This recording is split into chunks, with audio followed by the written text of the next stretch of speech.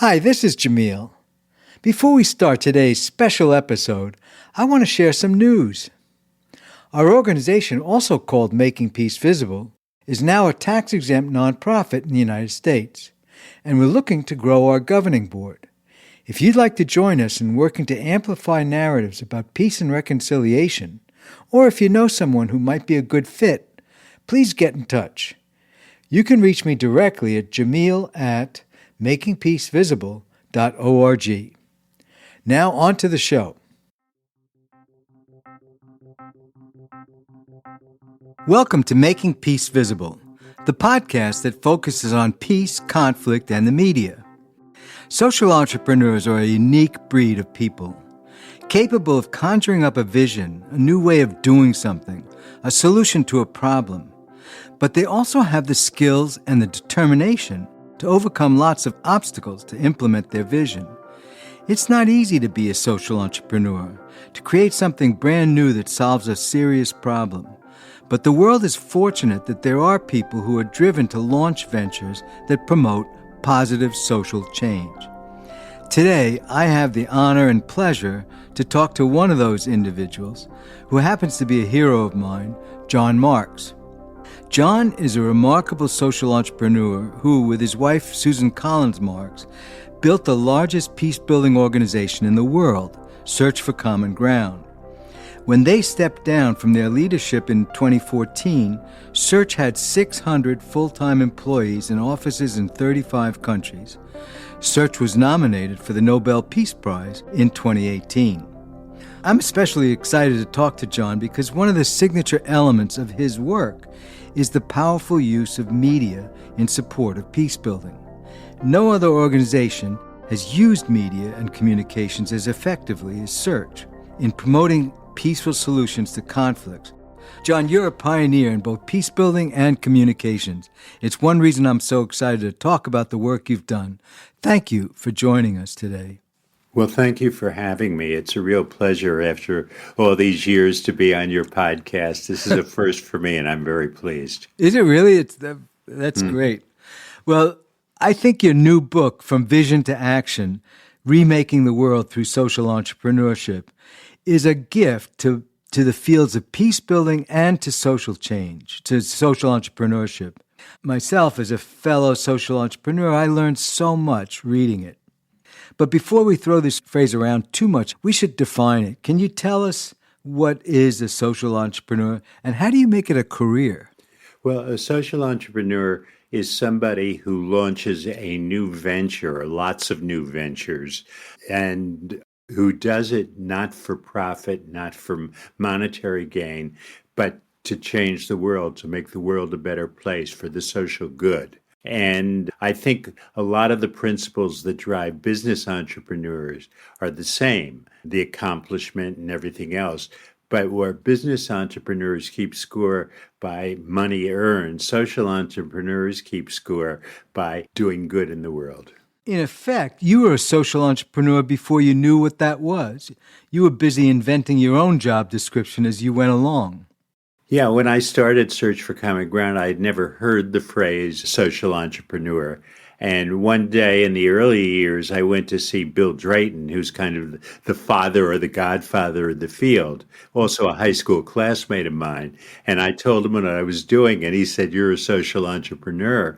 And I had to ask him, "What's that?" And he told me, and it was a pretty good job description.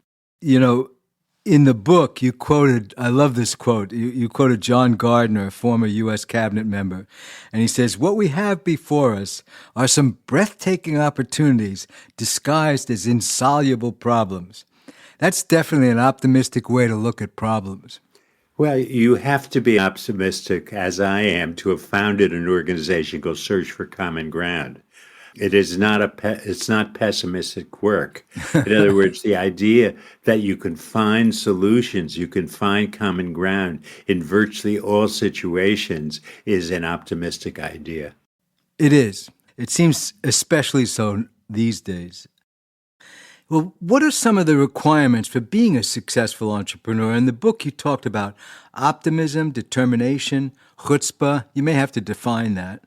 Can you tell us more about the requirements to be successful at social entrepreneurship? Well, one that I see, which is very important, is the ability to make what Urey and Fisher call, in getting to yes, yesable propositions. In other words, you want to come, when you have ideas and you have proposals or propositions to make, you want to make sure that whoever you're making them to says yes.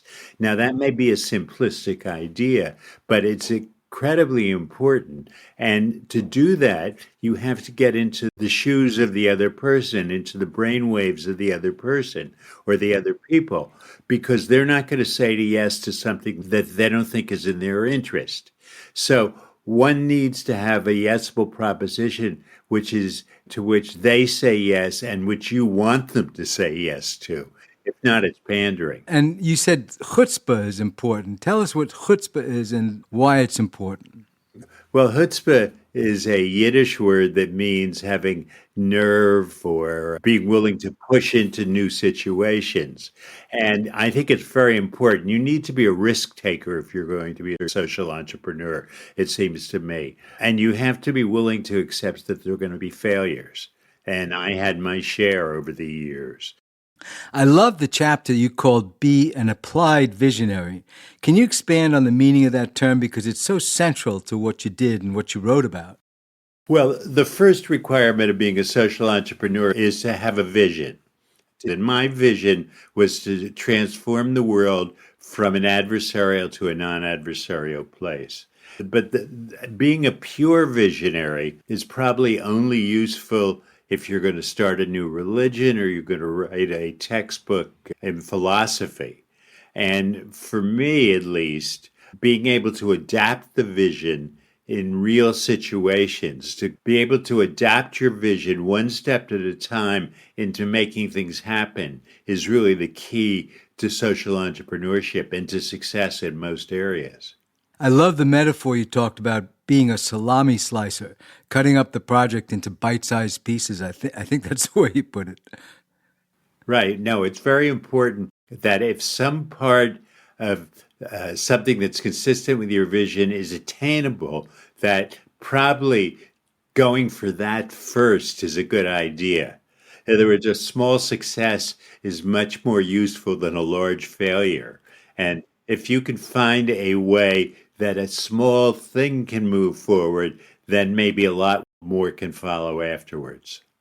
Well, you wrote in your book that you found that being 6 months or a year in front of conventional wisdom is a good place to be when doing groundbreaking work. And I think I definitely agree with that. But what does that mean? I mean, how do you get out in front of conventional wisdom?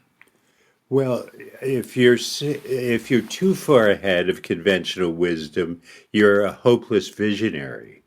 And if you're at the point where conventional wisdom obtains, probably what you're doing is redundant and is repetitive of other things that are going on.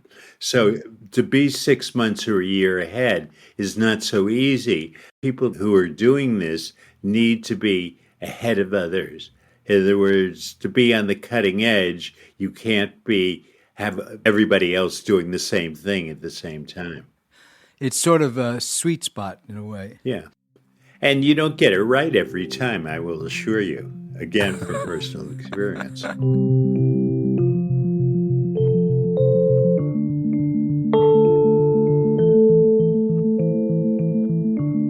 In the last few years, many NGOs that work in the peace and reconciliation space have either begun or increased operations in the U.S. Certainly Search has. But Search's first TV show of many was actually here in the U.S. on public television in the late 1980s. You were way ahead of your time then. Can you describe the format? Well, we were doing talk shows at that point, and we wanted to do something different than the normal food fight kind of talk show. And so we worked out a format. Actually, William Urey helped us design it. And it started by each guest being asked to state his or her essential position, and then having the other person restate it to the first person's satisfaction. And that meant people had to listen rather than to think ahead to what they were going to say next. And that made a huge difference. And then I was the moderator, and I would ask a question like, what do you think your basic disagreement is? And they would refine their basic disagreement. And I would say something like, given that, where do you think you can agree? And we kept score. We had a scoreboard. And whenever there was an agreement, we would post it on the scoreboard, which the viewers would see at home. And if there was a disagreement, we would put it down too. And all of this was in keeping with what was our basic operational mantra, which was understand the differences and act on the commonalities. And we were looking for commonalities. We tried to sell the format or to give the format to American news people like CNN, but they weren't interested for some reason. The theory is in the media that conflict sells. I think that the United States is deep down a very adversarial society. It's polarized and has been for, literally for hundreds of years. And there isn't great belief in this country that common ground is possible. I mean, we pay lip service to it, but we don't really get there. And in many other countries, there is belief. Also, in some of the countries we were working, there was much less noise on the media, much less competition. People were willing to listen much more. And also, the American media market, let me just say, is not open to outsiders or to non governmental organizations. People don't like to, in the media, be your spokesperson, which I understand completely. I used to write books for a living. Right. Your wife, Susan, once told me that the work you did in Burundi was very important to Search's development. I mean, especially the work you did in communications and media.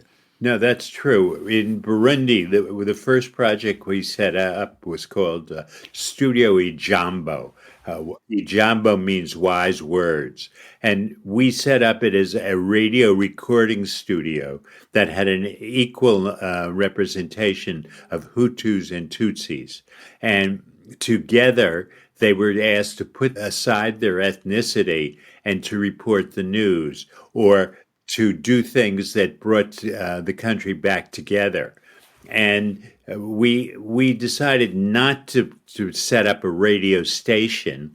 Radio stations get closed down by the governments, but we made a studio.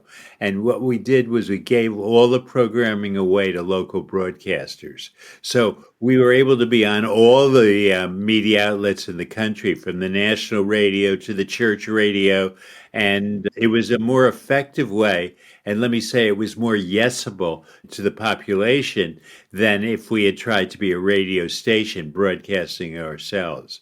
And we did all manner of programming. We had a hugely successful soap opera, our first soap opera for social change, which was about a Hutu family and a Tutsi family, and they lived next to each other, and they had problems, and their kids had problems, but they resolved their problems all the time. They drank beer together. That's how you resolve problems in Burundi.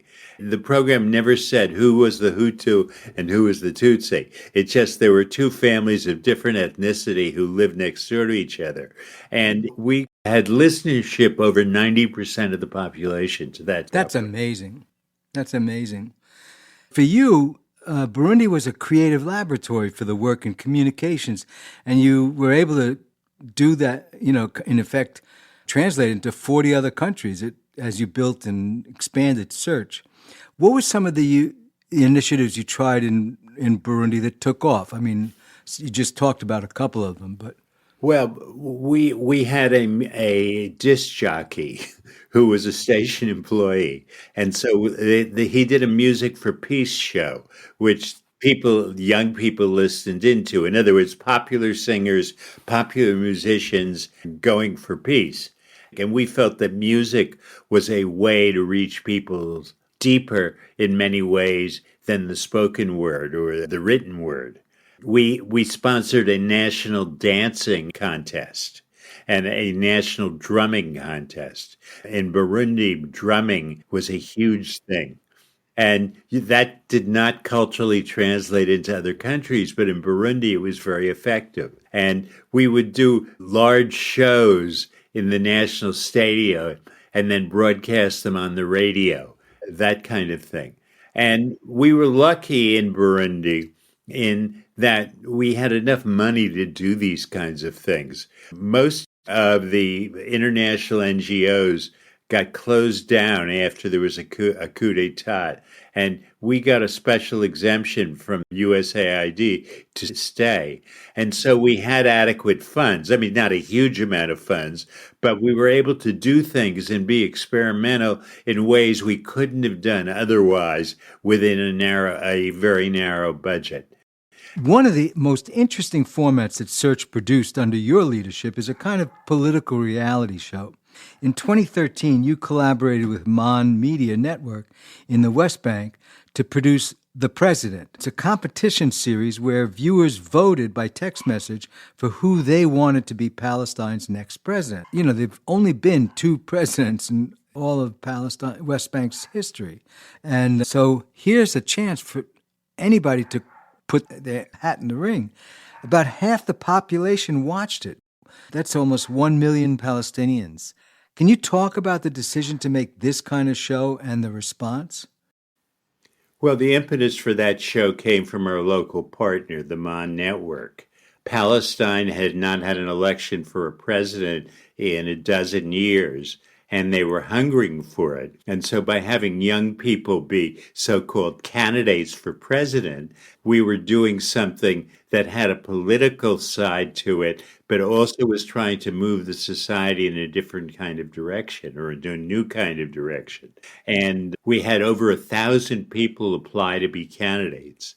And then, as you said, half the population watched, and it was quite successful. And we took the format. I took the format. Actually, this was after I left Search. I took it to Kenya, where we did it as Ms. President. In other words, to elect a woman to be the next president of Kenya. And the current president then invited the finalists to be, he introduced them to the country on television, which we thought was kind of spectacular to do.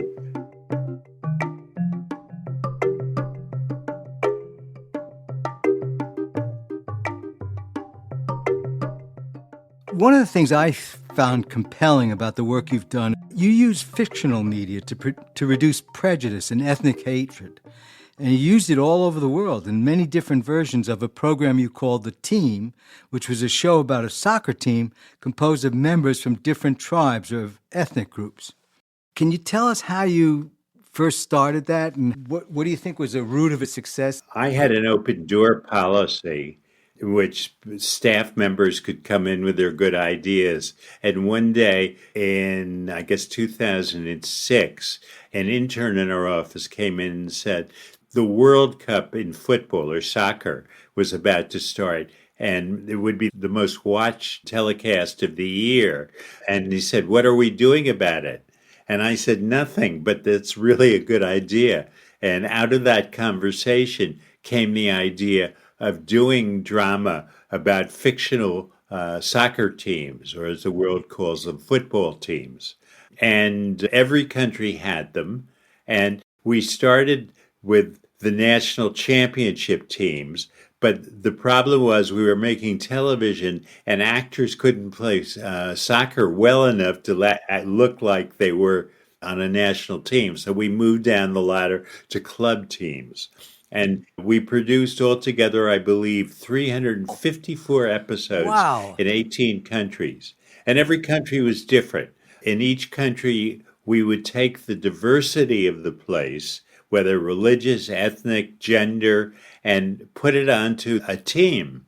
And then the members had problems. Very little of this happened actually on the soccer pitch. Mostly it was about the problems that the players and their families encountered. And we were very sensitive to local culture. So in Sri Lanka and Pakistan, we didn't use soccer, we used cricket because that was the most popular sport. All we needed was a team sport. And the idea was that if the team didn't overcome their differences, their religious or ethnic differences, they would lose. They wouldn't be able to play effectively, and that became the Wow. core metaphor of the Yeah, I series. mean, you had a lot of success with that, and the BBC described a 2006 radio drama production of the team in Ivory Coast as entertaining and humorous whilst communicating a message of reconciliation. How can humor be used in a fictional format to promote reconciliation? Well, that was the kind of review you wanted to get, and especially from a place like the BBC. Right. We live for those kinds of things, and we would send them to the funders because the Brits, the UK was our major funder on that. Right, you were getting money from DFID. That's right, big time. And the Brits had an understanding that soap opera could be used for social change. They actually had invented the genre back with a radio soap called The Archers, which came into being in the late 1940s. And it was aimed at farmers to try to improve agricultural methods. And that show, 70 years later, is still on the air 4 days a week or 5 days a week in the UK on BBC4. And so we had a built-in audience among British funders. Americans were slower to understand the importance of this. I love chapter 9 in your book where you talk about develop effective metaphors. I mean, it's a great piece of advice. Metaphors are a critical tool in communications. I worked on projects in communications in 14 countries in Africa, and my colleagues called me Metaphor Man. Metaphors help you frame an idea to make it understandable and also memorable. Do you have a favorite metaphor story? I have so many, it's very hard because every TV series was that. But my favorite personal metaphor is about the child's toy truck, a one that you wind up and it moves forward until it hits a piece of furniture and it doesn't try to knock over the furniture. It backs off and finds a way around. And that's the metaphor that I tried to use as a social entrepreneur to change the world. In other words, I kept going, I kept moving forward, but when I came to an obstacle, I would find a workaround. Right, right. You point out that one of the biggest obstacles to highlighting stories about peace is that many editors and journalists think that conflict is compelling, agreement is boring. That approach gets in the way of reporting the whole story, in a sense, and instead we only hear the violent part. But there's much more to conflict than the violence. Yeah, that's one of the largest problems one faced in doing this, in creating media for peace. See, I wasn't so much trying to influence journalists because I felt that that was going to be an almost impossible task. And every once in a while, they'd write about you or do something that was good and that was useful. I took to myself a maxim that I heard from, or I read about from the New Yorker's longtime press critic, A.J. Liebling. And he said, freedom of the press belongs to those who own them. And that's why I set up Common Ground Productions, because I wanted to make my own media rather than to try to influence the media outside for the very reason you just stated, that they weren't particularly interested in being influenced, and it was a very haphazard kind of business. So we became one of the only NGOs in the world, and there were a few others, that had our own media production capability. And I think that was one of the reasons Search was a big success. I think so too. I mean, there's no question that no other peace organization has used media as effectively. I mean, there is drama in peace and reconciliation. It's a different kind of drama. But I don't know if we'll ever get past that, the intense focus on, the news media's intense focus on war and violence. Well, I think if you're doing drama, for example, if you find writers who are good and who believe in it, they can do just as effective drama where peace is made in the end and conflict is resolved. Now, you can't avoid having violence in the beginning, if you will, or having arguments or conflict, but conflict can be solved. It can be resolved. That's what the whole possibility that our work represented. So I understand you're still working on promoting peace using the media at a new organization you founded called Confluence International. Could you tell us about what you and your colleagues are doing these days? Well, I set up a small NGO, which essentially is to do my own work.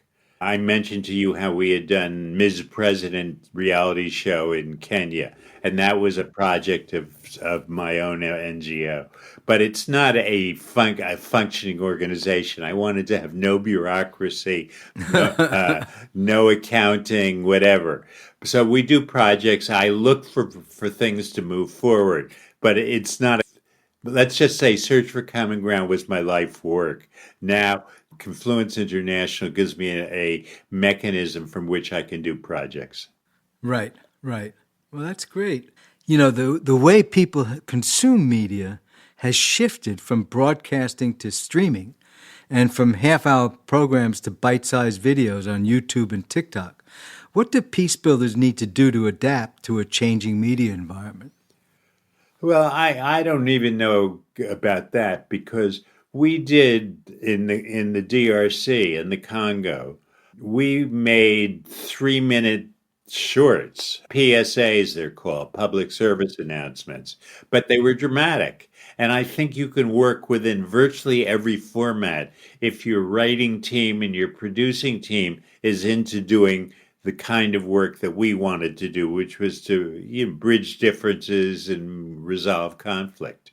So I'm not sure that there isn't a format you can't work within. That's a great idea, great attitude, I think. John, we're getting near the end, and this has been so interesting talking about the work you've done and especially the communications. Is there anything I didn't ask you that you'd like to share? Well, my book has lots more stories. I can't remember them all, but I think it's important that this kind of work be done with panache, with humor, that it not be taken so seriously as to turn off people around the world. And that's what I've tried to do over the years. So I think that you've asked a lot of good questions, and I'm sure if we had another 2 hours, you could come up with a lot more. But I think Sure. It's pretty good. Well, this has been terrific, John. And you're right, we could talk for a couple more hours, but it's been really interesting, and I'm very grateful for the book because I must say I'm sincere in saying that I learned a lot from reading it. I'm grateful that you wrote it, and it's wonderful that we were able to talk about it. Well, I'm pleased to know that because given who you are and the work you've done over the years, you're certainly somebody I have a great deal of respect for.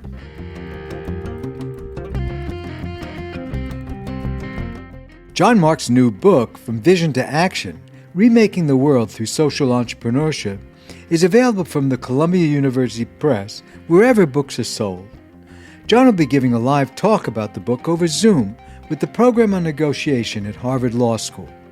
It'll take place on September 23, 2024, and it's free and open to the public.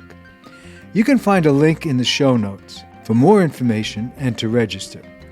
We also have links in the show notes to videos from some of the Common Ground media productions that John and I discussed in this episode. The Making Peace Visible podcast is produced and edited by Andrew Maraskin with help from Faith McClure. Special thanks this week to Jack Farrell. Stephen Youngblood is the Education Director of Making Peace Visible, and I'm Jamil Simon. If you enjoyed the show, please leave us a rating or review on Apple Podcasts, Spotify, or wherever you're listening. Thanks so much for listening, and talk soon.